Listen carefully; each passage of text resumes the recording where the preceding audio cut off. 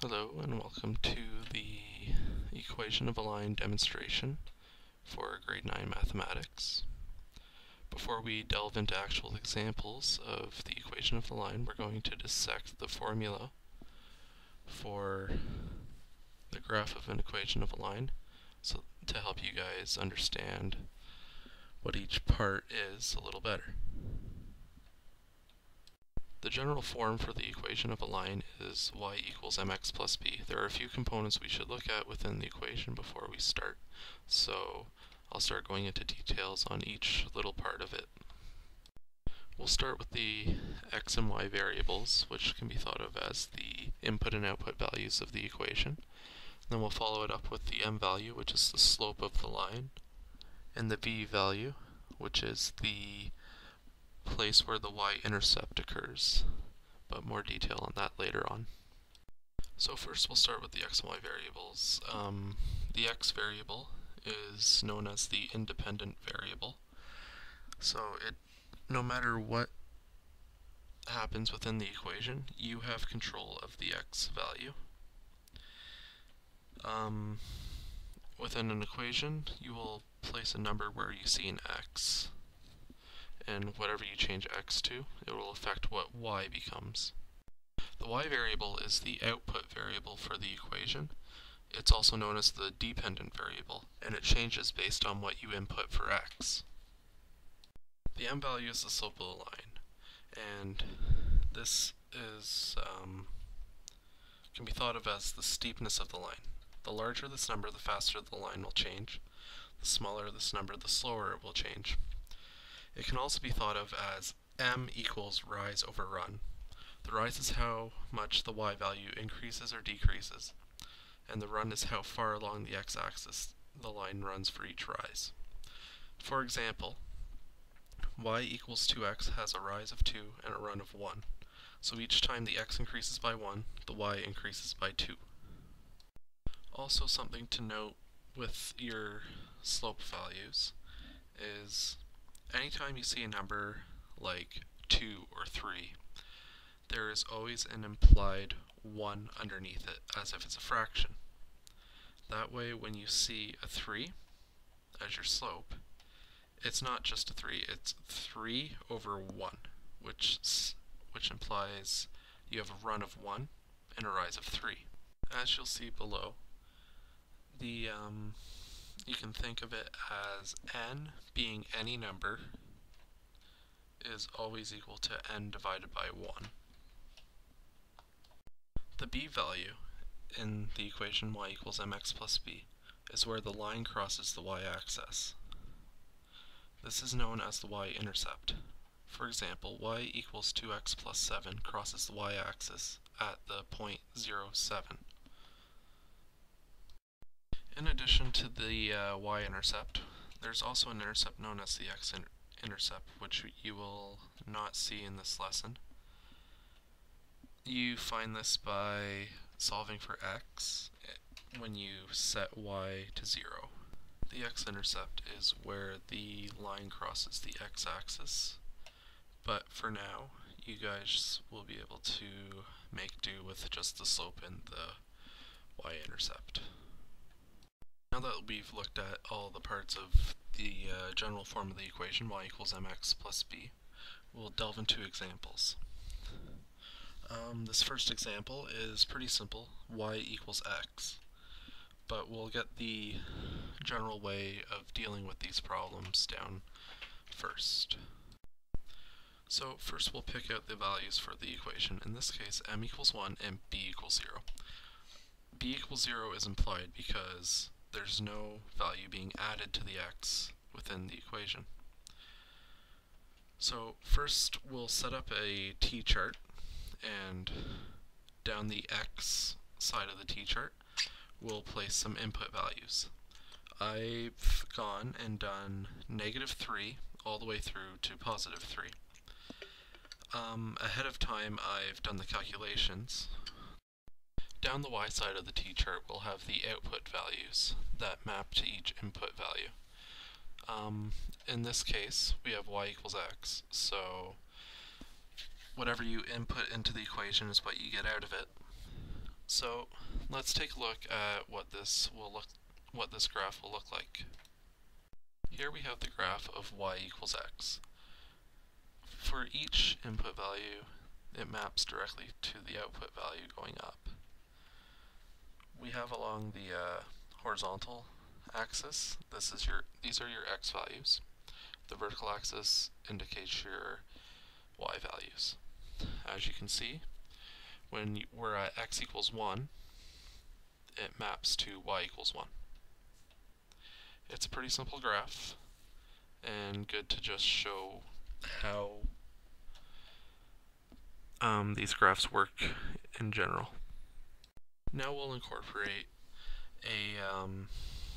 the b value into an equation. Here we have y equals x plus 3. So first thing that I would do when approaching this question is to pull out the values. Here we have m equals 1 and b equals 3. So let's set up a t-chart and try some x values. Alongside, I've done the -3 all the way to +3. But in the y column, we have something different from last time. For each x value input into the equation, we'll add 3 to it. And that will give us our output value. For these t-charts, I've already put in the output values that map to each of the input values. But later on in the video, there will be an example where I'll ask you guys to fill out the t-chart before continuing on with the video. So that'll give you a chance to try out this method yourself. So now that we have our t-chart filled out, we'll take a look at the graph of this equation. Here it's not much different from the equation of the line y equals x, except each value has been raised up by 3. That's the effect of the b value of +3. Also, we can see that the line crosses the y-axis at +3. Now that you have the b value and the general line equation down, we'll move on to the slope. Here we have the equation y equals 3/2x. First we'll pull the m and b values out of the equation. In this case, m equals 3/2, b equals 0. Let's set up a t-chart and try some values to see how the line behaves. I've done the same, -3 to +3 in the x column, and the y column I've done the calculations that go along with this equation. Now that you guys have seen how the output values map to the input values, we'll take a look at the graph. Here I'll point out a little shortcut for you guys to use when you're drawing out these graphs. You can think of the slope as a staircase. So in this case we have 3/2. So 3 is the rise and 2 is the run. So for each step in the staircase, we'll go over 2 along the x-axis and up 3. Wherever you end up is the next point in your line. If you keep doing this, you can connect all the points and get a perfect line. Let's take a look at how the line behaves when the m value is negative. This will be the same as usual. First we'll pull out the values. M equals -3/2 and b equals 0. Next we'll set up a t-chart. We have the usual values, -3 all the way to 3 as our input values, and our output values are on the right hand side in the y column. Notice that the y values are just opposite sign to the output values of example 3. So let's check out what the graph looks like. The graph looks very similar to y equals 3/2x, just it goes in reverse order. So let's compare the two graphs side by side. As you can see, they are very similar, as I just mentioned. The step counting strategy works the same way, just you do it in the other direction. In this next example, we'll pull everything together that we've gone over throughout the video. Here we have the equation y equals 3x plus 4. Now, here I'm going to give you guys a moment to pause the video and work out the problem before we continue on to the solution. So, I'll leave you guys to it, and we'll start back up when you finish. So now that you guys have had a chance to try out this problem yourselves, I'll put up my solution. First, we pull out the m and b values from the equation. In this case, m equals 3 and b equals 4. Now we'll set up the t-chart. Our input values, the x's, along the left-hand side, and our output values, the y's, along the right-hand side. As usual, I've done -3 to +3, and you can see each calculated value from the input values. Now we'll take a look at what this graph looks like. Here we have the graph of our line y equals 3x plus 4. Our b value, which is 4, can be clearly defined here with the y-axis crossing y equals 4.